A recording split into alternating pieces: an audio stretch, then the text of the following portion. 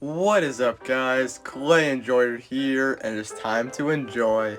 And some of you may be wondering, where and how did I come up with the idea to make a zombie bear? It totally wasn't because North the Border made one. It's because I am a Boy Scout, and my patrol that I'm in is a zombie bear. So there's totally no coincidence at all. Now, like all my other sculptures before, I can start with an aluminum foil body with an armature wire, and then build it up with a bunch of clay.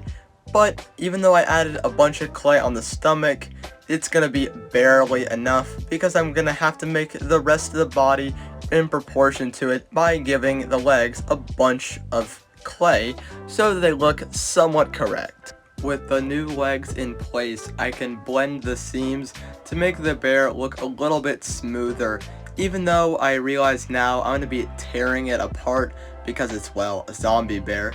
But I just thought it would be a good idea to remove some of the seams. And then I can start by building up the shoulders, even though I have no idea how a bear actually looks. Well, a brown bear.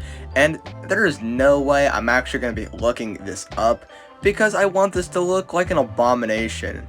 Totally not because I was just lazy and didn't want to do that. With the shoulders of the bear looking correct-ish, I can carve out a tiny bit of detail on the legs to make them look a little bit better and to have them look a little bit separate from the stomach so you can see them a little bit easier before I attach some squished beans of clay onto the bear's feet, and then they get blended in. And then I can carve some individual toes in. But I'm not going to actually make claws because I'm kind of feeling lazy, and also because I'm thinking I could chop it up so maybe the claws fell out or just broke.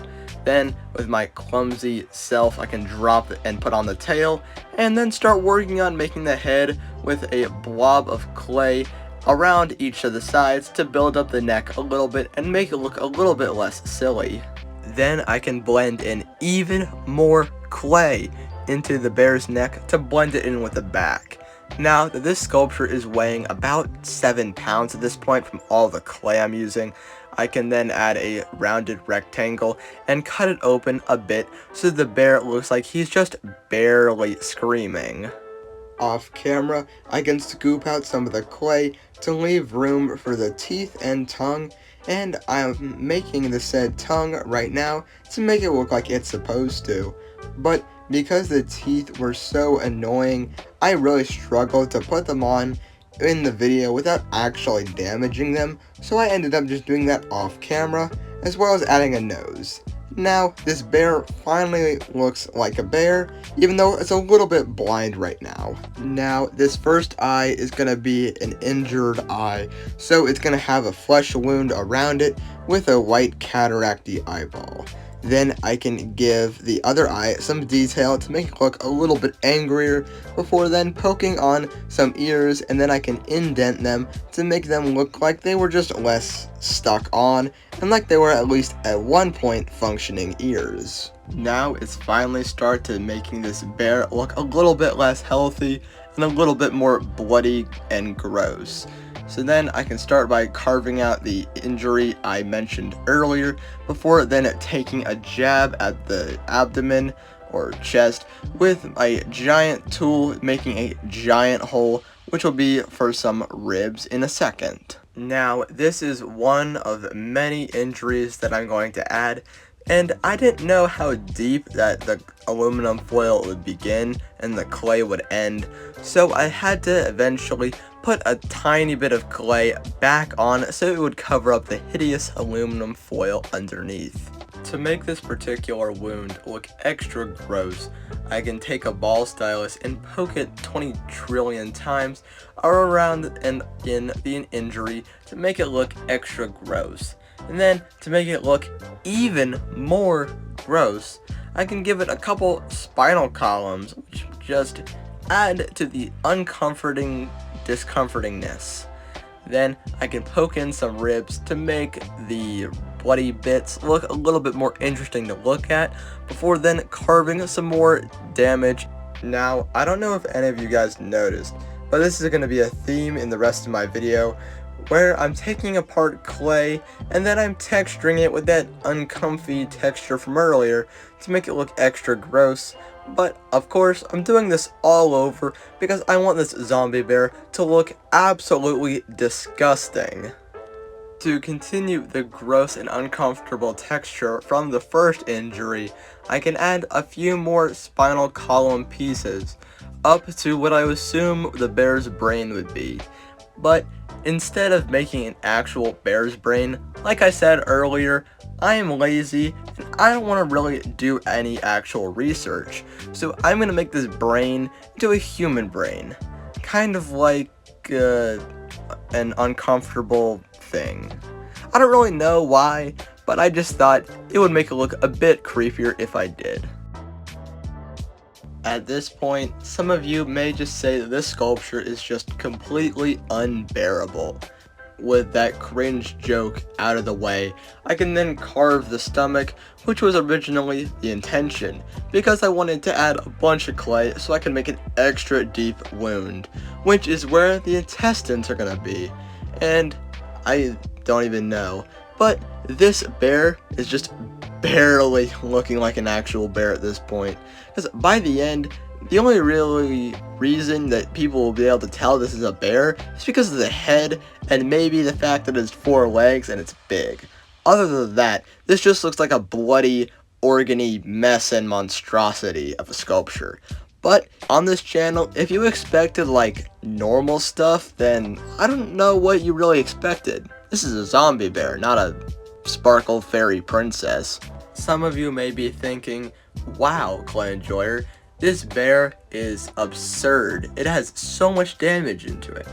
But I'm gonna tell you something, there's not enough. Because I need to add some grossly textured bones to make it look extra creepy and extra unsettling.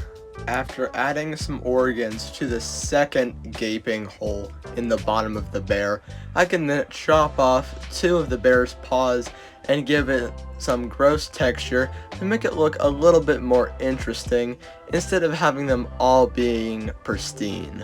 I only have to add a couple more bloody damaged bits to this bear to finish off the damage, which is 2 injuries on the hind legs because the back was looking a little bit too clean. Now, I wanted the bear's skin to look extra gross, so I added a couple beans on the sides of the big gaping holes on the bottom of the bear to make it look like the organs and skin have like peeled back and are like flapping in the wind. And then I can texture the I promise final serious battle damaged bit and give it a gross bone too. And then the very final damaged piece I can add is a little bit of damage to one of the ears, and then I can bake it and start painting. I wanted my zombie bear to be based off a grizzly bear instead of a polar bear like north of the borders. So I can start by painting the bear in a very tan color before then painting the rest of the body in that same tan because I figured it was pretty important. Now that I'm watching the video as I'm editing it, I think the skin is just light enough, but originally I didn't think so, so I went in with some more lighter grays on the bits of skin where it was the most not damaged and lightly dry brushed in some paint to make it look extra worn. Then I could start by going in with all the injuries and painting them a nice blood red. Now, painting the blood on this bear was probably my favorite part, because since it's a zombie bear, blood would be all over the bear, so I don't necessarily have to worry about if I paint outside of the injury. But some of that was also intentional, so like that part on the leg there, I didn't mess up that badly, I did that on purpose.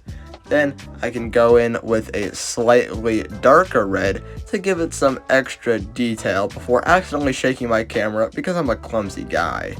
Then I can dry brush that darker red all around the injuries, definitely intentionally, to make it look like the blood has been splattered and splashed. If any of you think that this is too much blood already for one of my typical sculptures, you're dead wrong. I am going to absolutely go ham with the blood. There's almost no space that's covered in at least a tiny bit of it, because I was feeling particularly spicy when doing all this extra bloody detail. Then I can paint the bones in a bonish tan color to make them look less pristine and like they're supposed to, before then giving them a little bit an extra detail with some lighter and darker grayish browns too. Then I can go up to the face to get some of the details, starting with the white cataracty eyeball, which gets a base coat of white, and then which will get another layer of gray on the outside blended in to make it look like a cataracty eyeball. Then I can give the bear's brain a pink color before then dry brushing-ish another pink to make it look extra variation-y. Then I can paint the organs in a disgusting shade of purple, and then do the same with the organs on the other side too, before then dry brushing them in another awful color as well to make them look a little less flat. Now I can return back to the face to paint the eyes incredibly carefully, along with painting the nose carefully in another shade of black. Now, to cover up the awful clay white, I can paint it a pink color, and then I can go back over the teeth to bring back the white shade they were originally. Then I can start by then dry brushing the nose to give it a little bit extra detail and make it less flat before doing the same thing for the teeth. After a mental back and forth with myself, I decided that there was kind of too much blood and not enough fur, so what I did is I took some brown paint and lightly dry brushed it around the open areas to bring some of the brown back, but only a little bit. Then I added some extra blood around the teeth and the mouth to make it look extra scary, even though it's not really that scary, but humor me, you guys know what I'm trying to say. Then, with a thumbs up, I can start working on the base, which start as a circle of foam cut absolutely perfectly, which then can be covered in a base layer of plaster. Unfortunately, the plaster wasn't really enough, but it did provide some texture to make the dirt. So off camera, I made up some chocolatey peanut butter and then covered the aluminum foil to act as a hill and cover the rest of the base. I gotta say, this base is probably one of the tastiest bases I've ever made. Then, while the peanut butter is still liquidy and not yet dried, I can sprinkle some sand to make a path, and then some gravel on the other side of that. To be honest, I don't even know why I did this, because the grass I'm going to add in a second covers up most of this, but I guess I wanted some gravel for some reason. But it also makes the video a bit longer, so people can enjoy this fantastic content. Then I can sprinkle said grass all over the base, starting with the gravel side before getting everything and putting the bear in place. And I would say that it's time for the reveal, but the base is looking a little empty and a little out of place because it's so clean. And like I mentioned earlier, I'm a Boy Scout, and that's my patrol, and all these other clay figure things I'm showing here, these are meant to represent other patrols, and I'm gonna make them look like they've been defeated by this zombie bear.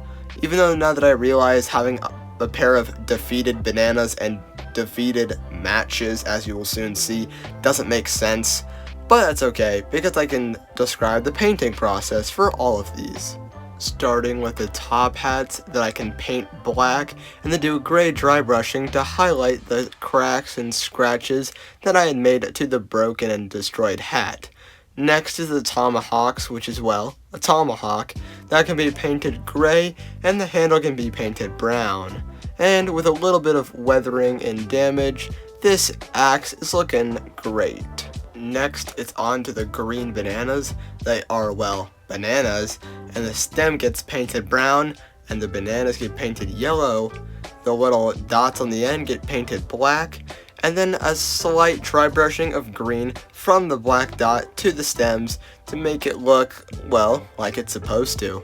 I didn't want to have an entirely green banana because I thought it would be more interesting if I did with only a gradient. Up next is the Samurai Pandas, which starts as a broken and chipped katana with a gray base coat followed by a blackish gray dry brushing, and then I can paint the handle red to give it some extra detail. Next is the Speedy Snail Sloths.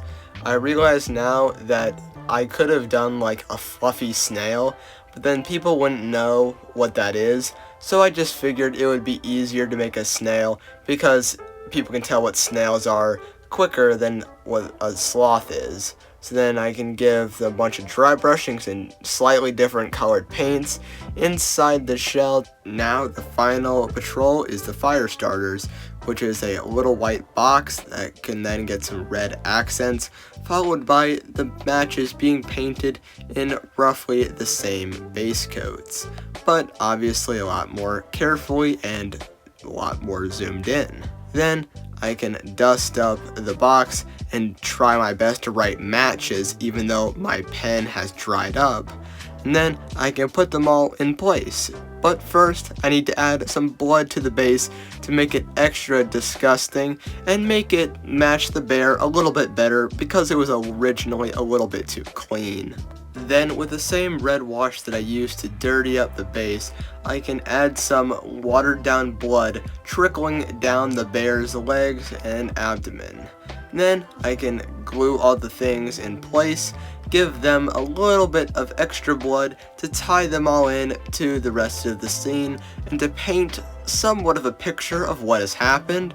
Now the final step to this unbearably long video is painting the sides black, and then it is time for the reveal.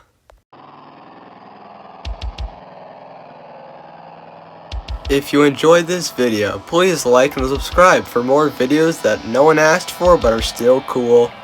Alright, see you next week. Bye.